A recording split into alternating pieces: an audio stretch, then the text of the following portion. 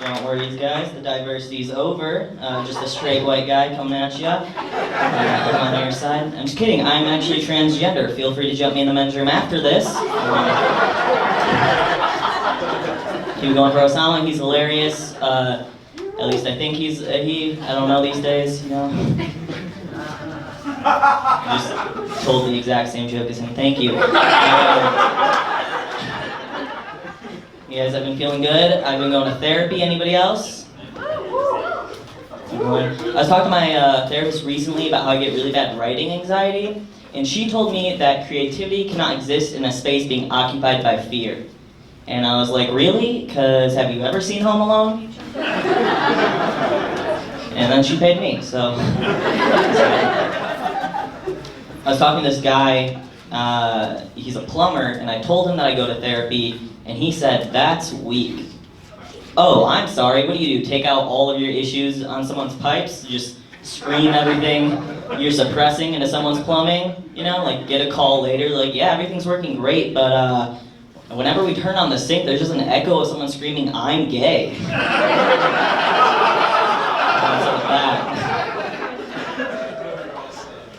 I originally started going to therapy because I have anger issues. Anybody else? Where are my wall punchers at, huh? Phone throwers? We here? I started going for that. I don't think my fiance fully understands my anger issues though, because she has a fantasy of me hate fucking her. If you're into hate fucking, I don't think you've ever truly experienced anger, okay? Like, it's not cute. And like, I don't get angry and then horny, you know? Like, I've never punched a hole in a wall and then wanted to fuck it. Transgender though, I'm the youngest of 3 brothers, and me and my middle brother, we fought a lot growing up, and I'd always call him names. And he'd always use the comeback, I'm rubber, you're glue, whatever you say bounces off of me, sticks to you. And I always thought it was lame, but I think he knew what he was doing, because I always called him a queer. I think it was a spell. It can be scary being trans sometimes, like using the men's room, so I just try my best to blend in. And I sit to pee, so to blend in, I just sit backwards. So it looks like I'm standing.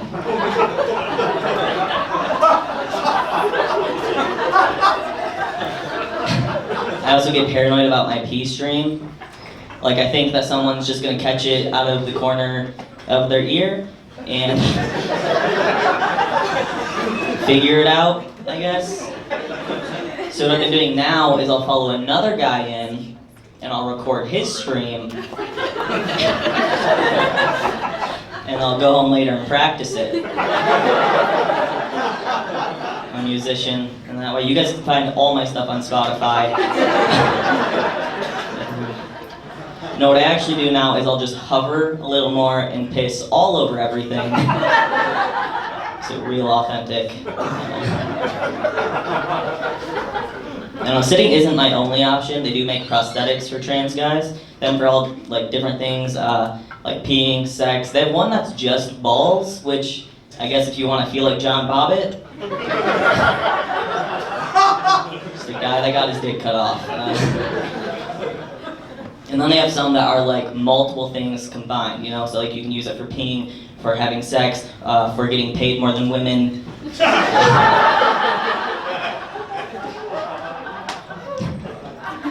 I got one. I don't know, I don't really like using urinals though.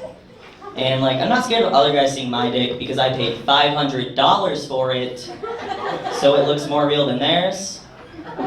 Like, I call my dick The Thing because the remake is better than the original.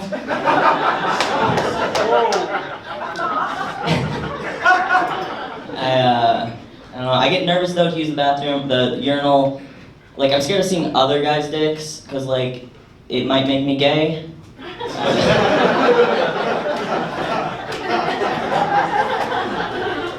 I told that joke recently, and this guy came up to me afterwards, and he was like, $500? That's all they're going for these days? And I was like, yeah, after the Me Too movement, they just tanked. Hope you didn't have any stock in cock. I don't know. He thought I got the real thing for $500. I was like, if I got the real thing for $500, I'd go in, they'd put me under, I'd wake up, and I'd just have a hot dog taped to my pelvis. That's all. I often get asked if I want a dick, and they say it like it's an easily accessible thing. Like I could just walk out my front door, get in my car, and drive to a store called like Dick Advance. And be like, it's my dick and I want it now. And then walk out with some cold hard dicks. Like they say it the same way you ask someone if they want more food. Like, we're just sitting around a dinner table and they're like, dick? I'm like, oh, no, really. I shouldn't. Late lunch. No, I do. I really want a dick. I've tried everything. Like, I recently got top surgery, and that night I went home, and before I went to sleep, I put my tits under my pillow. How old were you guys when you found out the dick fairy wasn't real?